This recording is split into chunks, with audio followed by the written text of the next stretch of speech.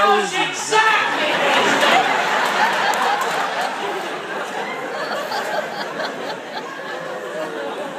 My wife was pregnant. That was the scariest time of my life, Jack. I have had my ass beat under a Jeep. It didn't scare me that bad. There was no fear, like when your woman looks you in the eyes and goes, I'm pregnant, pregnant, pregnant, pregnant. When you shit yourself just a little. That's great, honey. I gotta get a job. My wife was pregnant. We tried to do everything right. We didn't do anything right. So if you're expecting, don't worry about it. That's just God's little freak out. You'll be okay. We got kicked out of the first Lamaze class. You know the breathing class? So, kicked out of the first one. All right, I got us kicked out of the first class. But I'm a comic. You put me in a classroom. How long did you think it was going to take? Seriously. I go in there, and the first thing they're teaching the women is called the cat crawl. It's to alleviate pressure across the abdomen. So I got 4 pregnant women on their hands and knees with their backs arched and their asses up in the air. So I said to the guy next to me, that's how that whole thing got started.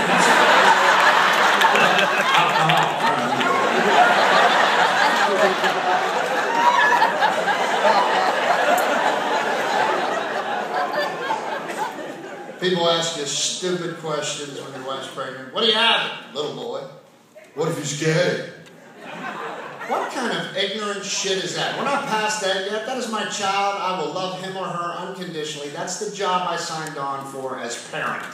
Period. And if you don't have that in you, don't have any kids. That's the game. I have to love him unconditionally, but I'm not changing. That just means I'm going to ballet instead of football. I'm going to root at the ballet like I was at the football game. You call that a pirouette? Get your fucking head together! Spin, goddammit, spin! What are you doing out there?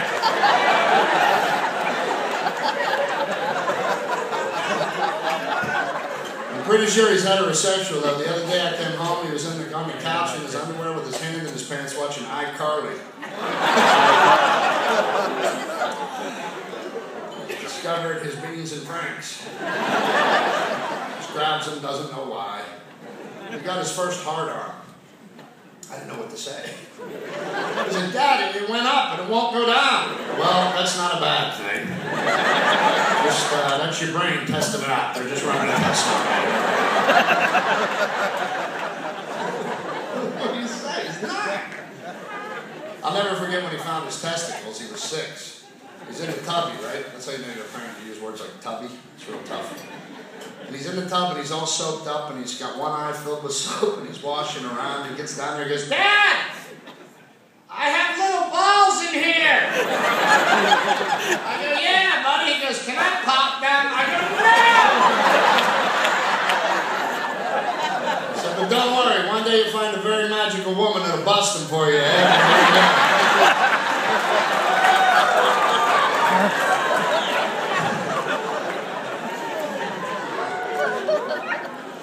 He's finally coming around to my side, though, man, because, you know, he realizes he's a guy and he wants to hang out, you know. I love hanging with him right now. 9's such a good boy age, you know. If he had a cologne, it would be cookies and dirt. Because he's always filthy and he smells like a cookie and he's missing teeth. It's like having a homeless person at the house. He's always bumping into shit and building tents. Just drop by with $1. Here you go. Hope it works out for you, all right? I gotta be careful though, because he's at that age where he's starting to repeat everything I say. Yeah, because he wants to be funny. I'm like, buddy, there's a cost that comes with the funny, just so you know. But here's the thing, he doesn't do it right away. He waits like a week.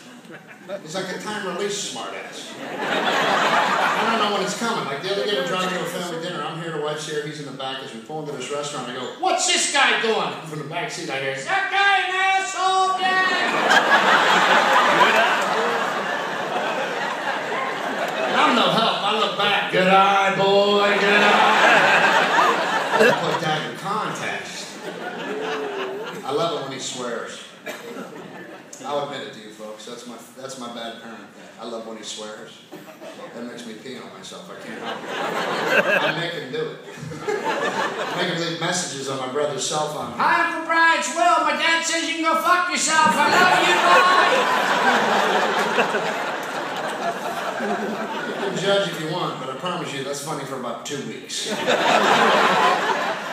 It's hilarious when he did it. It was hilarious. Till she caught us. Now it's not very funny at all. Now it's quite a lengthy discussion. I've heard you messing around like that. She came in the room, what are you doing? Do you have no sense? What are you teaching your child? You teach him to swear because it amuses you? That's great fatherly advice. What's he going to do? Grow up and get a job swearing?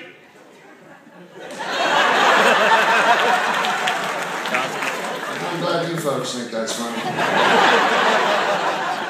I was out on the couch for 3 days for that sarcasm.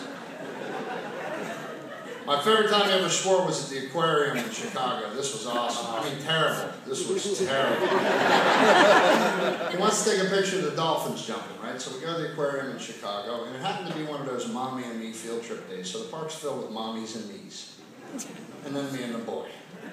So we go down to the tank, and we got the disposable camera. There's 25 moms, 25 kids. 25 moms, 25 kids. Me and the boy standing there like Bart and Homer, right? So he's looking through his camera. Finally, the dolphins jump, and they go back in the water, and I hear click. Ah, fuck me!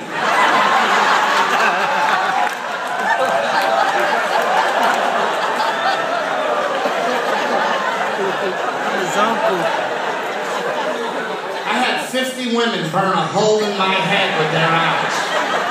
I didn't know what to do. I just picked them up. I'm the uncle. His parents drink. I don't know.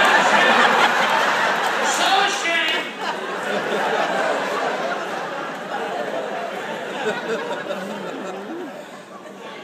Worry about my son's spiritual well-being. I want him to believe in God. I don't know when that became uncool. I've never had balls that big. I've always been a just-in-case guy.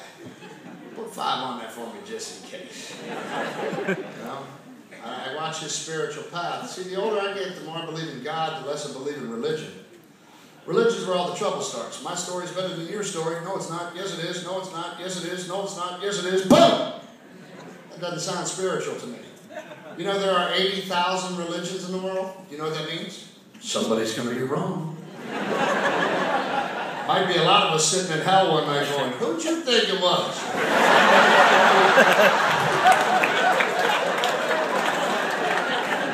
Just tearing up your ticket like you're at the horse track. It was 8 to 1 when it went off. I do believe in the power above, man. I'm a little pissed they took prayer out of his school. I think that's horse shit. They took prayer out of his school. I'm pretty sure that's how I passed. Dear God, I'm just looking for a 72 today, Lord. Just a 72. If you could send down the power into my hand to color these bubbles into a passing grade so I don't get the shit kicked out of me when I get home, I appreciate that, Lord. I'm going to start making Christmas trees. You take it from here.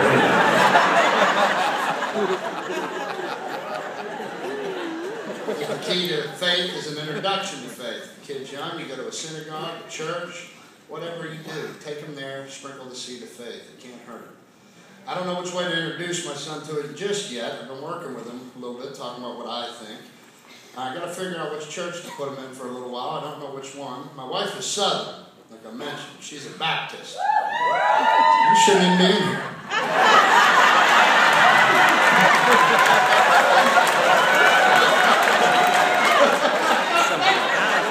Being married to a Baptist is like having a spiritual parole officer. I don't know much about the Baptists. I just know if one of them dies, there'll be a cookout. That's how you deal with your pain. I'm sorry we lost them. I brought you some crunchy green beans. Bless you. I grew up Catholic. Where are my Catholics at? You Catholic? How do we deal with our pain? We're the drunkest religion on God's earth. It's not our fault. They start us early. Body of Christ. Here's your chaser. Tell your old man I said hi. If you're Catholic, you get to drink with everything. Wakes, weddings, funerals, christenings. We don't give a shit. We're drinking it. It's for the church. We only have one rule when you're drinking with us Catholics. Don't forget what occasion you're at. You can't be stumbling through a funeral. Congratulations! And this party's a little slow. That dude's been sleeping since we got here. I don't know where you're at. I think you should have to go to church just till you get old enough to get evil thoughts and make you giggle. You ever get an evil thought in church? Well, we were all friends a minute ago. What happened? The only one up there at the table of truth? You know why you get an evil thought in church? It's funny. You know why it's funny? It's not supposed to be. And what makes us laugh the hardest? Shit that ain't supposed to. So you're walking out of here tonight, a guy walks by the snack bar right in front of you, slips on a packet of ketchup and busts his ass. Funny, huh? Is the first thought in your head, my God, we should help this pedestrian. Or, look at that asshole. Can't even walk, what a dick. He's gonna need stitches. Let me get my camera phone out and take a picture. Because I'd rather do that and put it on YouTube than help. I grew up in a working class family, and I thank God for that every night. Yeah, man, there's not a lot of the working class left. You can't even ask people what they do anymore. What do you do? I'm online. I don't know what that means. What do you do for a living? Do you fix something? Do you make something? No, I'm online. Online all day. Okay, if you say it again, I'm going to punch you in your face. I miss that common sense of the working class. You had two choices at my house, laugh or cry. We're going to be here all day, so take your pick. I love the dysfunction of a working class family. I used to love Christmas in my house when my grandmother was alive. That was my favorite time of the year. Because Christmas in a working class home is like a one-day pass for all the relatives that ain't usually allowed over the house. See, now you people are being honest. Those folks are just like, you know, right? You hear that bullshit start at 8 a.m. Oh my God, has it been a whole year since we saw you? Let me get your code for you, Frank. You freeloading motherfucker. You're still not going to I don't know how you have it. I used to love it because my grandmother would start drinking for 2 weeks to celebrate the birth of Jesus. That's Irish Catholic. And she didn't fuck around either. When she would drink highballs. Yeah, for those of you too young to know what a highball is, it's straight bourbon. They drop a cherry in there, like that's gonna break it up. And she was nuts. She used to feed us kids the cherries. Here you go, honey. You're gonna sleep good tonight, huh? Them teeth don't hurt when Nana's over here. Yeah. I remember being 9 years old, drunk on highball cherries, trying to build a bar out of Legos. Nana's all right, man. She's just cool.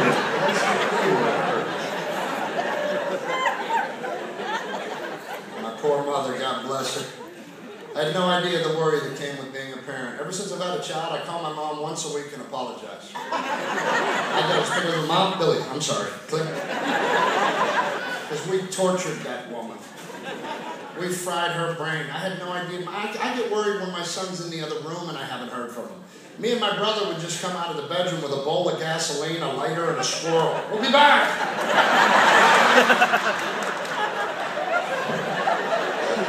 We fried that woman's system. We blew a fuse in her brain. Every mom has a fuse blow. And I don't know how it can happen. You got somebody grabbing you and kneading you and touching you 24 hours a day with the questions, and then there's the kids. Right? My mom's so fried, like she gets mad up here, but it doesn't quite make it here to what she was mad about. So you have to figure out what the connection was. She'd come out of the bathroom and go, turn the TV down, the toilet's overflowing.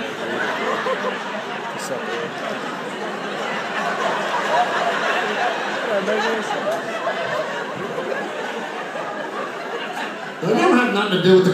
All right! My mom would say, put a key under the mat for your sister. Now put a note on the door so she can find it.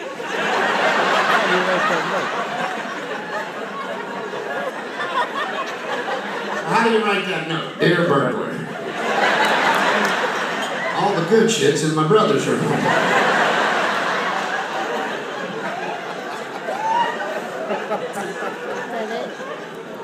Parents